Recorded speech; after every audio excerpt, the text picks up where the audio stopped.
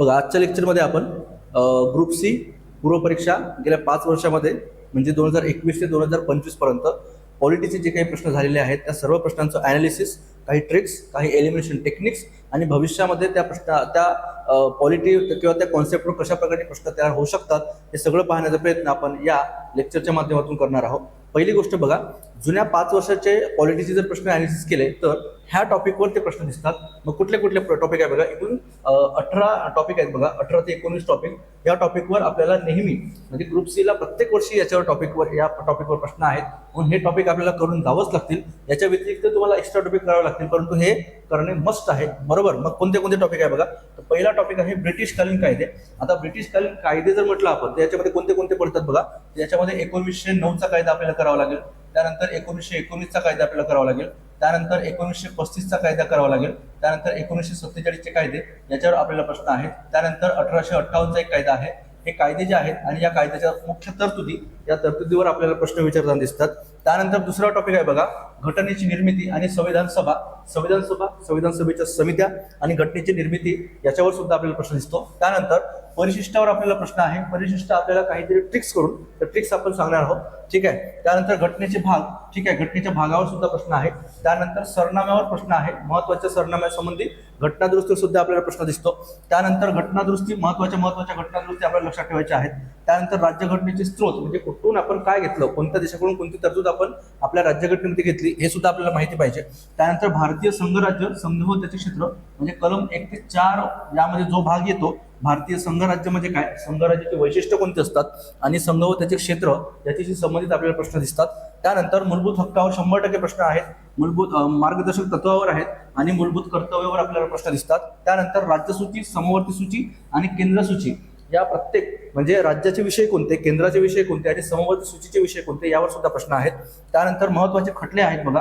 महत्वाचे खटले म्हणजे जसं की केशवानंद भारती खटला आपल्याला माहिती पाहिजे, बरोबर आहे. त्यानंतर इंदिरासाहनी खटला माहित पाहिजे, त्यानंतर KS पुट्टास्वामी खटला माहित पाहिजे आणि कशाशी संबंधित आहे यावर प्रश्न आहेत. त्यानंतर राष्ट्रपतीवर प्रश्न आहेत, उपराष्ट्रपतीवर प्रश्न आहे.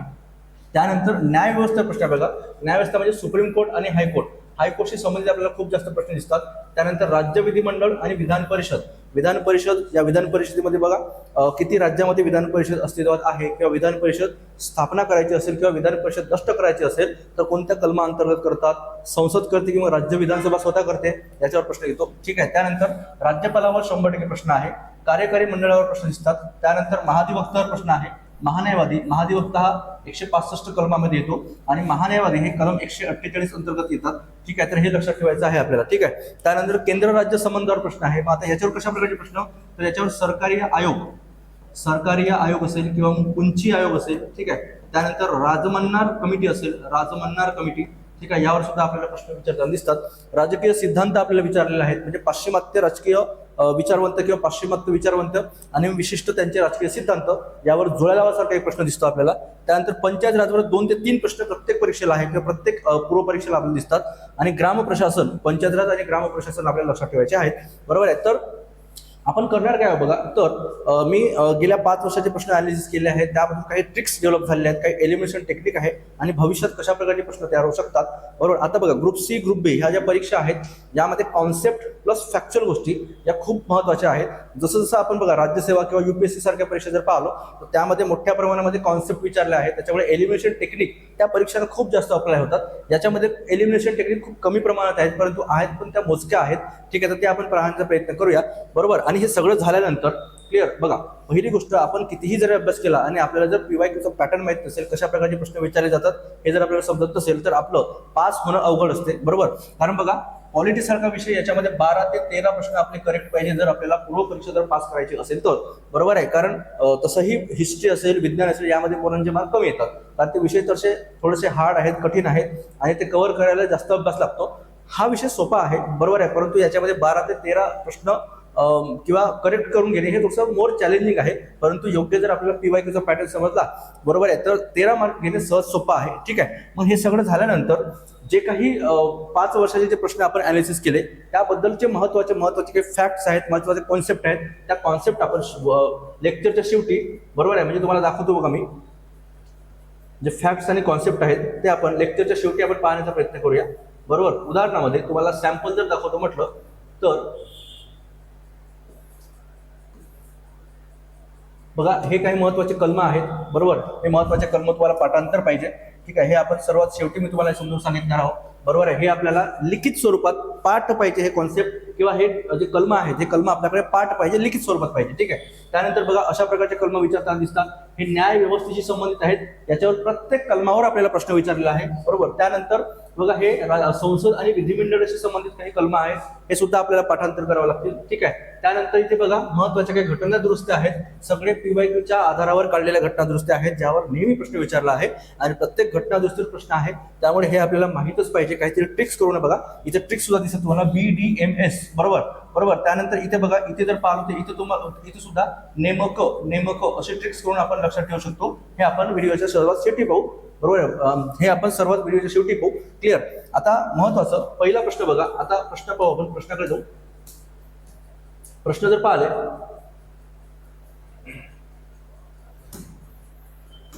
बघा, सर्वात पहिल्यांदा आपण 2025चा पेपर पाहू, क्लिअर. 2025, 2024 आणि 2023.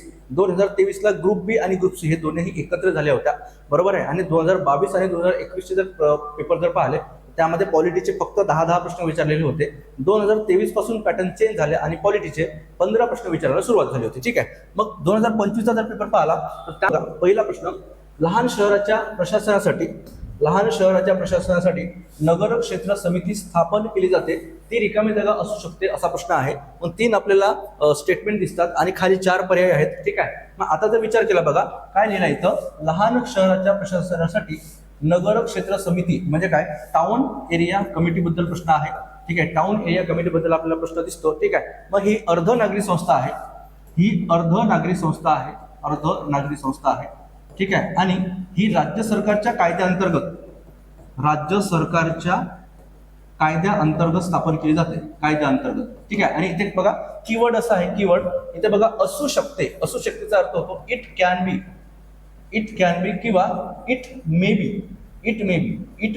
बरोबर. इट कॅन बी किंवा इट मे बी म्हणजे याचा अर्थ काय, तर ती एकतर बघा पूर्णतः निवडलेली असेल, पूर्णतः नामनिर्देशित असेल किंवा पूर्णतः मिक्स असेल, म्हणजे काय सगळ्या शक्यता खुल्या असतात जेव्हा असू शकते असा कीवर्ड वापरलेला असतो, ठीक आहे. म्हणून जेव्हा इथे बघा सर्व शक्यता खुल्या असतात तेव्हा सर्व ऑप्शन्स हे करेक्ट असतात. आता हा जो टॉपिक आहे तो आपल्या डेलीच्या वाचनामध्ये हा टॉपिक आपल्याला येत नाही, बरोबर. तरी पण आपल्याला आन्सर जर काढायचं असेल तर अशा प्रकारच्या ट्रिक्स वापरून आपण या उत्तरापर्यंत आपण पोहोचू शकतो, ठीक आहे. म्हणून बघा पहिलं काय लिहिलंय, पूर्णपणे निवडलेली, तर करेक्ट आहे. त्यानंतर ब मध्ये आहे राज्य सरकारद्वारे पूर्ण नामनिर्देशित, हे सुद्धा वाक्य करेक्ट आहे. आणि अंशतः निवडलेले आणि अंशतः नामनिर्देशित हे सुद्धा करेक्ट आहे, बरोबर. कारण इथे कुठलाही केंद्र सरकारचा हस्तक्षेप नसतो, पूर्ण राज्याच्या कायद्या अंतर्गत ही समिती तयार झालेली आहे, बरोबर आहे. म्हणून तुम्हाला इथे लक्षात ठेवायचं आहे.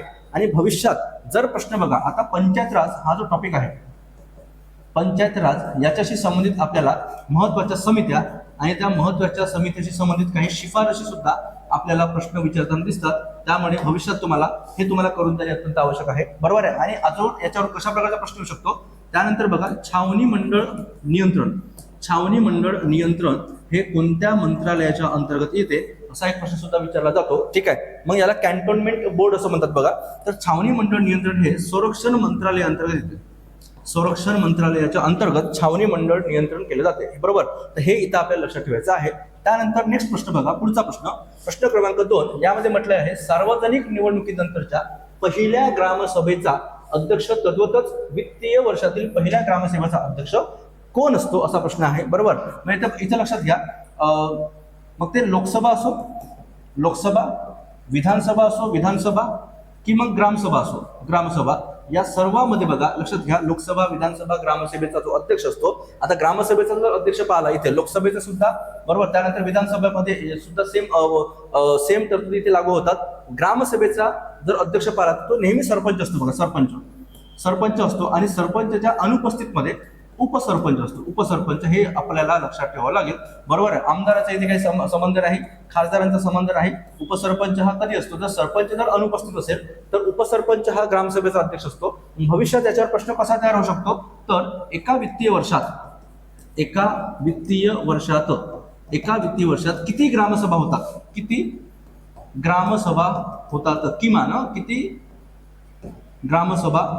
किमान म्हणजे कमीत कमी किमान किती ग्रामसभा होतात, असा जर प्रश्न आला तर लक्षात ठेवायचं एकूण किमान एका वित्तीय वर्षामध्ये 4 ग्रामसभा होणे अनिवार्य आहे. बरोबर, त्यामुळे हा प्रश्न लक्षात ठेवायचा लागेल.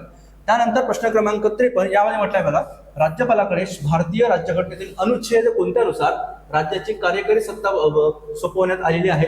पुढे जर प्रश्न पाहिला तर पुढे विचारलं आहे की राज्याची कार्यकारी सत्ता कुणाकडे असते. बरोबर आहे, मुख्यमंत्र्याकडे असते की राज्यपालाकडे असते, असा एक प्रश्न दिसतो आपल्याला. मग इथे लक्षात घ्या, राज्यपालाकडे राज्याची कार्यकारी सत्ता असते. बरोबर, आणि कोणत्या अनुच्छेदामध्ये सांगितलेलं आहे तर ते अनुच्छेद 154 मध्ये, बरोबर, अनुच्छेद 154 मध्ये सांगितलेलं दिसते आपल्याला. ठीक आहे, कलम 152 जर पाहिलं तर 152 मध्ये राज्याची व्याख्या दिलेली आहे. कलम 152 मध्ये राज्याची व्याख्या दिलेली आहे आपल्याला. बरोबर, हे गोष्ट आपल्याला इथे लक्षात ठेवण्यासारखी आहे. कलम 152 मध्ये राज्याची व्याख्या, बरोबर आहे. त्यानंतर 153 मध्ये सांगितलेलं आहे आपल्याला की प्रत्येक राज्याला राज्यपाल असेल, प्रत्येक राज्याला राज्यपाल असेल.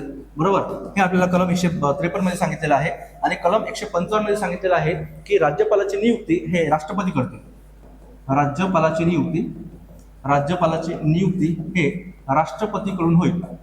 राष्ट्रपती. तर इथे आपल्याला हे सगळे कलम, बरोबर, भविष्यात सुद्धा प्रत्येक कलमावर प्रश्न विचारण्याची शक्यता आहे. यामध्ये कुठल्याही प्रकारची ट्रिक्स लागत नाही, हे आपल्याला पाठांतर करावं लागेल, दुसरं काही इथे ऑप्शन नाही. ठीक आहे, त्यानंतर खालीलपैकी कोणती जोडी बरोबर जुळत नाही असा प्रश्न विचारलेला आहे. आता बघा, फंडामेंटल राईट्स कलम 12 ते कलम 35च्या दरम्यान फंडामेंटल राईट्स येतात.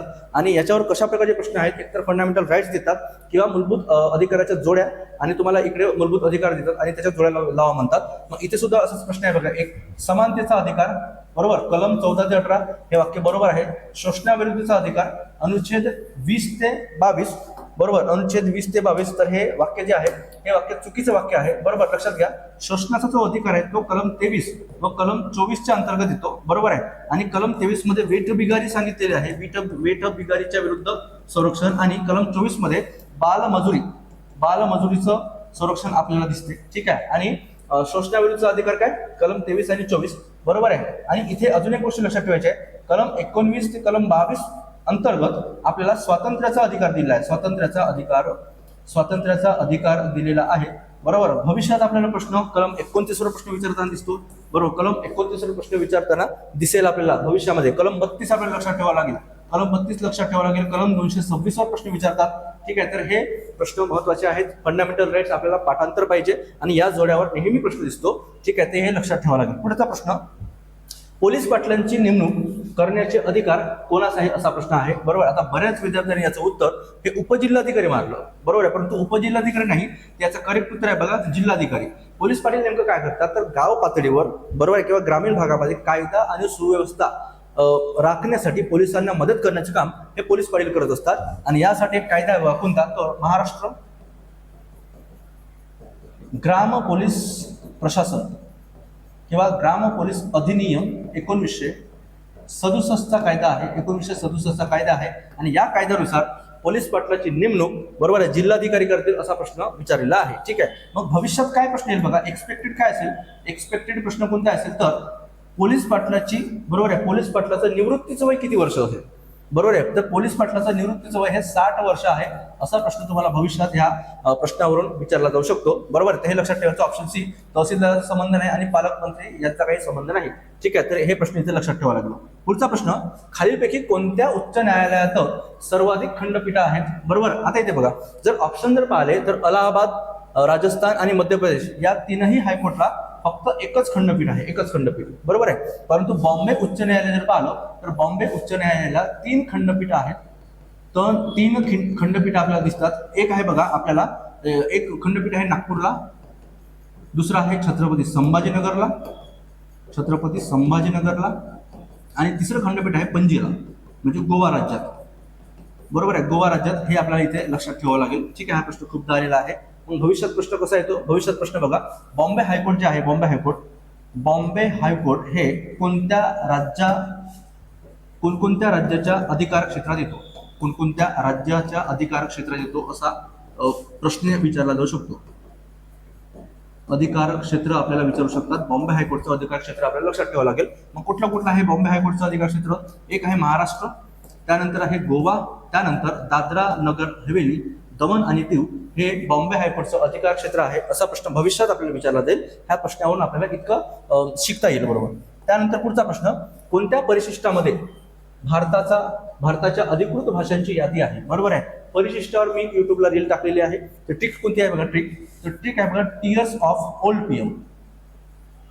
Tears of old PM he trick लक्षात ठेवायची, बरोबर. ही ट्रिक लक्षात ठेवायची. ह्या ट्रिकनुसार परिशिष्टावर आलेला कुठलाही प्रश्न चुकणार नाही, बरोबर. टी पासून लक्षात ठेवायचं.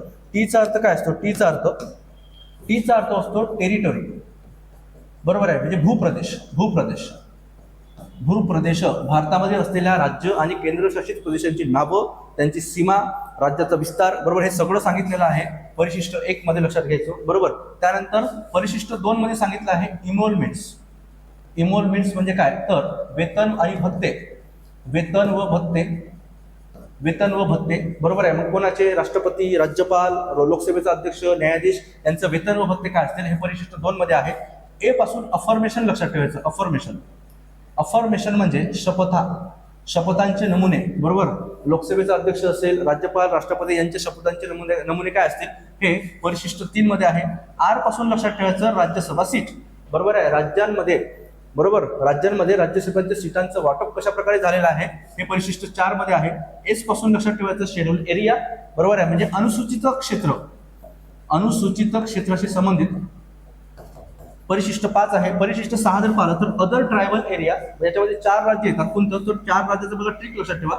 एटीएम वर्ग, बरोबर आहे, म्हणजे आसाम, त्रिपुरा, मिझोरम आणि मेघालय, मणिपूर याच्यामध्ये येत नाही, बरोबर आहे. परिशिष्ट 6 मध्ये जर पाहिलं, बरोबर, परिशिष्ट 6 मध्ये आपल्याला एटीएम स्क्वेअर लक्षात ठेवायचं आहे. 6 परिशिष्ट. परिशिष्ट 7 मध्ये आपल्याला फेडरल लिस्ट दिलेली आहे. फेडरल लिस्ट याच्यामध्ये राज्यसूची, समवर्ती सूची आणि केंद्र सूची याबद्दल माहिती मिळते आपल्याला, ठीक आहे. त्यानंतर परिशिष्ट 8 जर पाहिलं तर ऑफिशियल लँग्वेज किंवा अधिकृत भाषा आपल्याला लक्षात ठेवायची आहे. अधिकृत भाषा इथे लक्षात ठेवायची आहे. अधिकृत भाषा, एकूण अधिकृत भाषा किती? तर एकूण 22 अधिकृत भाषा आपल्याला आपल्या संविधानामध्ये दिसतात, ठीक आहे. त्यानंतर परिशिष्ट 9 मध्ये जर पाहिलं तर इथे लँड रिफॉर्म दिसतो, म्हणजे जमीन सुधारणा विषयक जे कायदे आहेत, बरोबर, ते कायदे 9व्या परिशिष्टामध्ये टाकलेले आहेत. आणि हे परिशिष्ट पहिली घटना दुरुस्ती 1951 ने जोडलेली आहे, हे इथे आपल्याला लक्षात पाहिजे. डी पासून लक्षात ठेवायचं अँटी डिफेक्शन म्हणजे पक्षांतर बंदी जो कायदा आहे, पक्षांतर बंदी कायदा, बरोबर आहे, जो की 52वी घटना दुरुस्ती 1985 ने समाविष्ट करण्यात आली. तर ते आपल्याला परिशिष्ट 10 लक्षात ठेवावं लागेल. याच्यावर भविष्यात प्रश्न येण्याची शक्यता खूप जास्त प्रमाणात आहे. पी पासून पंचायत राज लक्षात ठेवा, म्हणजे 73वी घटना दुरुस्ती 1992 ने 11वे परिशिष्ट जोडण्यात आलं. आणि एम पासून म्युनिसिपॅलिटी किंवा नगरपालिका लक्षात ठेवायचं. 74वी घटना दुरुस्ती 1992 ने, बरोबर, आपल्या संविधानामध्ये परिशिष्ट 12 जोडण्यात आलेला आहे. तर परिशिष्टावर कुठलाही प्रश्न येऊ द्या, ही ट्रिक लक्षात ठेवा, तुम्हाला प्रश्न सुटून जाईल. विचारलं काय आपल्याला, अधिकृत भाषांची यादी कुठे आहे? अधिकृत भाषा जर म्हटलं तर बरं कोणत्या? तर लक्षात घ्या 1, 2, 3, 4, 5, 6, 7, 8 म्हणजे 8व्या परिशिष्टामध्ये, बरोबर, 8व्या परिशिष्टामध्ये आपल्याला अधिकृत भाषांची यादी आहे. 5व्या परिशिष्टामध्ये काय दिसते आपल्याला? 5व्यामध्ये आपल्याला अनुसूचित क्षेत्र आहेत, 10व्यामध्ये अँटी डिफेक्शन लॉ आहे आणि 9व्यामध्ये जर पाहिलं तर लँड रिफॉर्म ऍक्ट आपल्याला 9व्या परिशिष्टामध्ये दिसतात. सोपा प्रश्न होता. त्यानंतर पुढचा प्रश्न, केंद्र सरकारने 44व्या घटना दुरुस्तीद्वारे संविधानाच्या 3ऱ्या भागातून म्हणजेच मूलभूत हक्काच्या यादीतून कोणाला वगळण्यात आलं? कोणत्या हक्काला? लक्षात घ्या. ऑप्शन जर आपण नीट जर पाहिले ना तर समतेचा हक्क, स्वातंत्र्याचा हक्क आणि धार्मिक हक्क हे स्वातंत्र्यापासून आजही आपल्याला काय म्हणतो आपण मूलभूत हक्क आहेत. परंतु 44वी घटना दुरुस्ती 1978 नुसार, बरोबर, संपत्तीचा हक्क जो आहे, ज्याला आपण राईट टू प्रॉपर्टी असं आपण म्हणतो, तर राईट टू प्रॉपर्टी, बरोबर, ह्या 44वी घटना दुरुस्ती 1978 नुसार वगळण्यात आलेला आहे, ठीक आहे. कोणत्या कलमामध्ये होता? तर कलम 31 मध्ये राईट टू प्रॉपर्टी हा मूलभूत हक्क होता. परंतु याची पार्श्वभूमी कोणती आहे? केशवानंद भारती खटला 1973, बरोबर आहे, जो की राईट टू प्रॉपर्टीशी संबंधित आहे. आणि हा खटला कशाशी संबंधित अजून इतर विचारलं तर संविधानाची मूलभूत चौकट किंवा बेसिक स्ट्रक्चरशी संबंधित केशवानंद भारती खटला हे लक्षात ठेवावं लागेल इथे आपल्याला. राईट टू प्रॉपर्टी, ठीक आहे. कलम 31 हे वगळण्यात आलेलं आहे आता, ठीक आहे. आणि आता राईट टू प्रॉपर्टी भविष्यामध्ये प्रश्न याच्यावर कसा येऊ शकतो बघा. तर कलम म्हणजे राईट टू प्रॉपर्टी किंवा मालमत्तेचा हक्क हा कोणत्या प्रकारचा हक्क आहे असा जर प्रश्न विचारला तर लक्षात ठेवायचं बघा, मालमत्तेचा जो हक्क आहे तो सध्या कायदेशीर हक्क आहे, लिगल राईट आहे, कायदेशीर हक्क आहे, बरोबर आहे. त्यानंतर कोणत्या कलमामध्ये येतो तर कलम 300A मध्ये टाकण्यात आला, आणि भाग 12 मध्ये येतो, भाग 12 मध्ये टाकण्यात आलेला आहे. इतकं आपल्याला इथे लक्षात ठेवावं लागेल. कोणासंबंधी? तर संपत्तीच्या हक्कासंबंधी. मोरारजी देसाईच्या काळामध्ये 44वी घटना दुरुस्ती करून संपत्तीचा हक्क वगळण्यात आलेला होता. ठीक आहे, पुढचा प्रश्न बघा. पुढचा प्रश्न आहे, केंद्र व राज्यांच्या समवर्ती सूचीला संधी प्रकाश क्षेत्र असे कोण संबोधतात? समवर्ती सूचीला संधी प्रकाश म्हणजे अस्पष्ट क्षेत्र, बरोबर आहे. आता समवर्ती सूची जर पाहिली तर समवर्ती सूची याच्यामध्ये बघा, राज्य सरकार सुद्धा कायदा करू शकते आणि केंद्र सरकार सुद्धा कायदे करू शकते, बरोबर आहे. म्हणून दोघांचे कायदे हे ओव्हरलॅप होत असल्यामुळे याला अस्पष्ट क्षेत्र असं कोण म्हटलं तर त्याचं नाव आहे बघा M.V. पायली, बरोबर. यांनी समवर्ती सूचीला संधी प्रकाश क्षेत्र असं म्हटलेलं आहे, बरोबर. आपल्याला माहिती आहे बघा, ऑस्टिन जर पाहिलं ऑस्टिन, तर यांनी काय म्हटलं? यांनी ऑस्टिन हे आपले जे संघराज्य आहे त्याला सहकारात्मक संघराज्य म्हटलं आहे. सहकारात्मक, कॉपरेटिव्ह फेडरलिझम, बरोबर आहे. सहकारात्मक संघराज्य म्हटलं आहे, कॉपरेटिव्ह फेडरलिझम, बरोबर. आयवर जेनिंग जर पाहिलं तर यांनी काय म्हटलं? आपल्या संघराज्याला एकात्मतेकडे झुकणारे संघराज्य म्हटलेलं आहे, कारण जास्तीत जास्त अधिकार हे केंद्र सरकारला दिले आहेत, बरोबर आहे. म्हणजे एकात्मतेकडे झुकणारे संघराज्य आहे, क्लिअर, बरोबर. म्हणून हे जर आपण जर एलिमेंट जर केलो, बरोबर आहे, तर लास्की येणार नाही, म्हणून एकच ऑप्शन उरतो आपल्याजवळ, ऑप्शन बी. आता हे बाकीचा अभ्यास असेल तर अशा प्रकारचे प्रश्न सुद्धा बाकीच्या अभ्यासाच्या आधारावर सुटतात. 1-2-3 प्रश्न असे असतात की जे आपल्या रेग्युलरच्या वाचनामधून नसतात, परंतु बाकीच्या अभ्यासाच्या आधारावर हे अशा प्रकारचे प्रश्न सुटायला पाहिजेत. ठीक आहे, पुढचा प्रश्न, खालीलपैकी अयोग्य विधान ओळखा, बरोबर. आणि याच्यामध्ये विचारलं आहे बघा, सिंपल 3 स्टेटमेंट दिले आणि 4 ऑप्शन आहेत. H.V.R. अय्यंगार हे संविधान सभेचे मुख्य आरेखक होते, बरोबर. दुसरं वाक्य दिलंय आपल्याला, दुसरं वाक्य काय म्हटलंय तर S.N. मुखर्जी हे संविधान सभेचे सचिव होते. प्रेम बिहारी नारायण रायजादा हे भारतीय संविधानाचे सुलेखनकार होते. आता लक्षात घ्या, हे जे काय केलं याच्यामध्ये नेमकं तर अ आणि ब हे जे नावं आहेत ना, हे नावं आणि त्यांचे पद हे मिक्सअप केलंय, बरोबर आहे. हे अदलाबदल केली आहे, अदलाबदल म्हणजे स्वॅपिंग द क्वेश्चन अशा प्रकारचं आपण त्याला म्हणू शकतो. ठीक आहे, म्हणजे अदलाबदल केली आहे म्हणजे सिंपल बघा, H.V.R. अय्यंगार हे सचिव होते संविधान सभेचे आणि S.N. मुखर्जी हे चीफ ड्राफ्टमॅन होते, मुख्य मसुदाकार होते, बरोबर आहे. त्यामुळे हे दोन्ही ऑप्शन चुकीचे आहेत. विचारलं काय आपल्याला? अयोग्य विचारलं आहे. ठीक आहे, तिसरा ऑप्शन पाहिलं, प्रेम बिहारी नारायण रायजादा हे भारतीय संविधानाचे सुलेखनकार होते, बरोबर. हे वाक्य करेक्ट आहे. त्यांनी इटॅलिक मोडमध्ये संविधान लिहिलेलं होतं, हे गोष्ट आपल्याला लक्षात ठेवावं लागेल. ठीक आहे, म्हणजे हे वाक्य करेक्ट आहे. विचारलं आपल्याला अयोग्य म्हणजे फक्त अ आणि ब, म्हणजे ऑप्शन ए आपला करेक्ट असेल. भविष्यात प्रश्न याच्यावर कशा तयार होऊ शकतो बघा, तर आपलं जे संविधान आहे, हे संविधान मूळ संविधान हे कोणत्या भाषेमध्ये लिहिलं असा जर प्रश्न विचारला तर लक्षात घ्या, इंग्लिश व हिंदी ह्या 2 भाषेमध्ये मूळ संविधान आपल्याला लिहिलेलं होतं. ठीक आहे, तर हा प्रश्न भविष्यात विचारण्याची शक्यता आहे. ठीक आहे, त्यानंतर पुढचा प्रश्न, खालीलपैकी योग्य कथन ओळखा. राज्य विधिमंडळाशी संबंधित आहे. पहिला आहे बघा, सामान्य विधेयक हे मंत्र्याद्वारे किंवा खाजगी सदस्याद्वारे मांडले जाऊ शकते.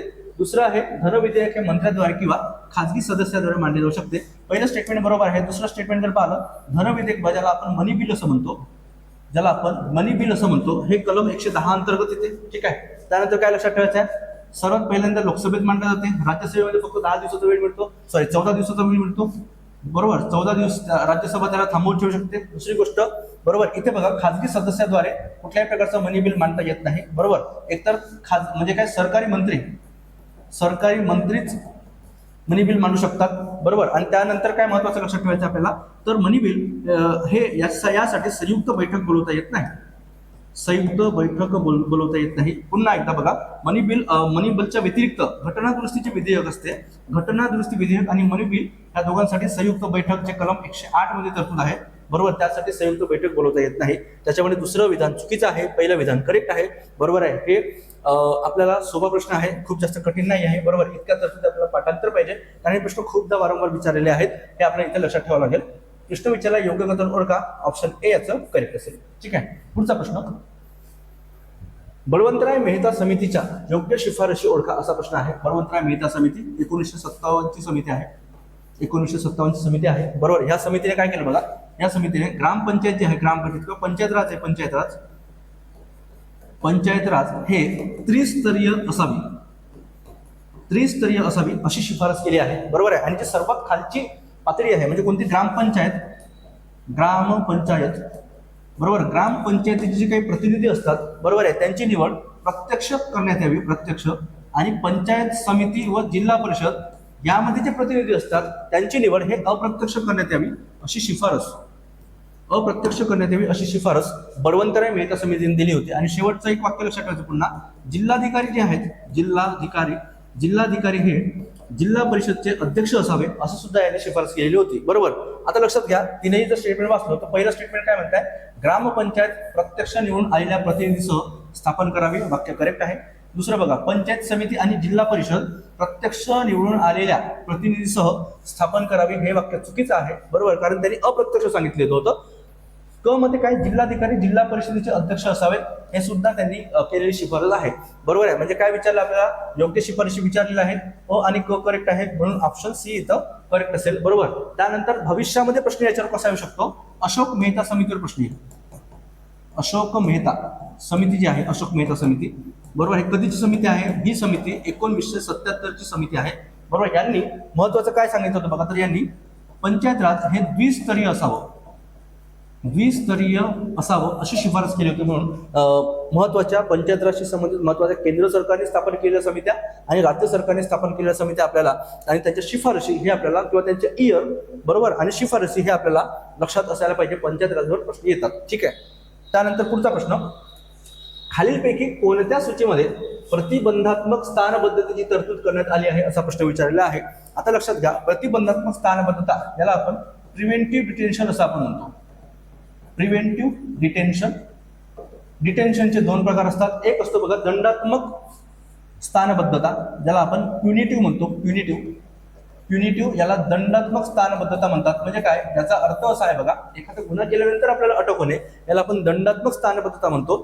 प्रतिबंधात्मक स्थानबद्धता म्हणजे काय, तुमच्यावर संशय असते की भविष्यात तुमच्याकडून काहीतरी मोठ्या प्रमाणामध्ये गुन्हेगारी होऊ शकते किंवा तुमच्यामुळे हिंसा भडकू शकते, असं ज्या लोकांवर संशय येते, खबरदारीचा उपाय म्हणून सरकार त्या व्यक्तीला प्रतिबंधात्मक स्थानबद्ध केले जाते. उदाहरणामध्ये कलम 370 जेव्हा रद्द करण्यात आलं होतं, तेव्हा काश्मीरमध्ये मेहबूबा मुफ्ती आणि ओमर अब्दुल्ला यांना त्यांच्या घरामध्ये प्रतिबंधात्मक स्थानबद्ध केलेलं होतं. बरोबर. हे इथे लक्षात ठेवावं लागेल. मग कोणत्या सूचीमध्ये आहे तर लक्षात घ्या, प्रतिबंधात्मक स्थानबद्धता हे केंद्र सूची व समवर्ती सूचीमध्ये आहे. त्याचं महत्वाचं कारण बघा, महत्वाचं कारण आहे केंद्र सूचीमध्ये असण्याचं कारण, तर